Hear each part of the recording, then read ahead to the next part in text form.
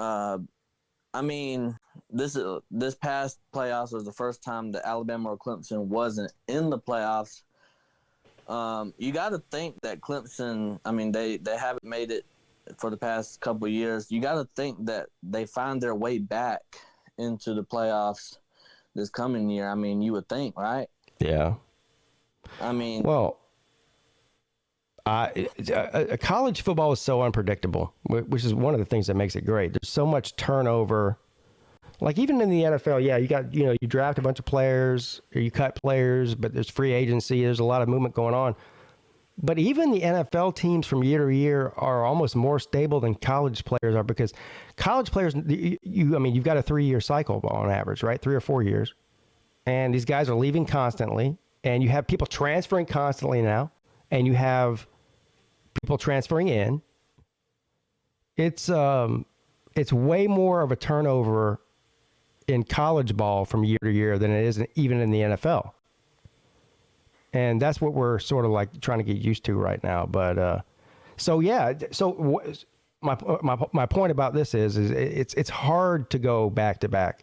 And I think the way that things are going now with everything, there's all kinds of different outside of factors that are factoring into this, that college football is going to be way more parity. And this is what people wanted.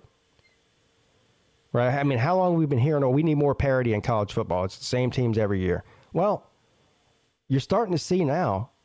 I think this is the beginning of seeing a lot more different teams involved for a lot of different reasons. Yeah, I definitely agree with you. I mean, I think you could probably pinpoint maybe 2 or 3 teams that might be there, and then some random team like TCU or Cincinnati will pop up in there. I mean, I was just like you last year, thinking Baylor was definitely, going to do good and make it to the playoffs. But was I wrong? Well, I mean, you just see, that's what I put in the title of the video. Another day, another debt. The debt I was talking about was, these players, like we just saw it today with Florida. So we had that 5-star quarterback. I don't even remember the guy's name now. Jaden Rashada. Yeah. And so now he wants out of his national letter of intent. But supposedly or allegedly, I don't know, for some sort of major NIL deal. That's the rumors that are floating around. And that's just something that didn't happen until a couple of years ago. It just didn't happen. I mean, now, do you think players, I'm not saying Jaden Rashada specifically, but I'm saying, do you think players like him that are probably going to want out of their letter of intent after signing or whatever because of tampering? I mean, do you think that's, obviously that's got to be a real possibility. Well, I don't know, because the NCAA doesn't appear to know what the hell they're doing. And they haven't ever appeared to know what the hell they're doing as far as football is concerned. Basketball is a different story. And even that's a mess. But no, nothing surprises me. Look, they're putting sanctions on Jim Harbaugh for buying a fucking hamburger for some kid.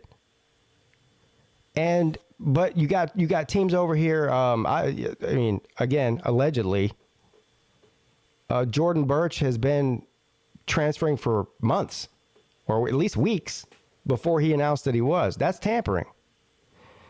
Right. I mean, as far as I understand it, and I don't understand it, so that probably is an ignorant comment in the first place. But as far as I understand it, until you've entered the transfer portal, you shouldn't be courted by other programs.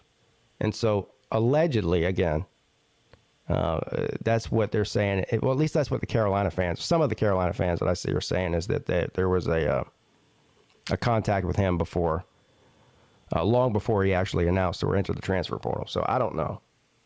But this is, again, this is part of what I'm talking. This isn't like I'm picking out one situation here or there. This is a part of a greater issue that's going on right now. That's really changing the sport from the inside out, and we're all living through it right now. And I don't really think we'll understand the ramifications of all of this mess. And I'm calling it a mess. Maybe it won't end up being a mess. Hopefully, it won't end up being a mess. But we're all witnessing it right now, and I think maybe 10 years from now we'll look back on this time, these 2 years ago from maybe 2 or 3 or 4 or 5 years from now and say, this was the time frame that really changed the sport. And we'll see. We'll see. Was it for the better or was it for the worst? I'm optimistic about it, but I'm also a realist, and I don't really like some of the things I'm seeing. This is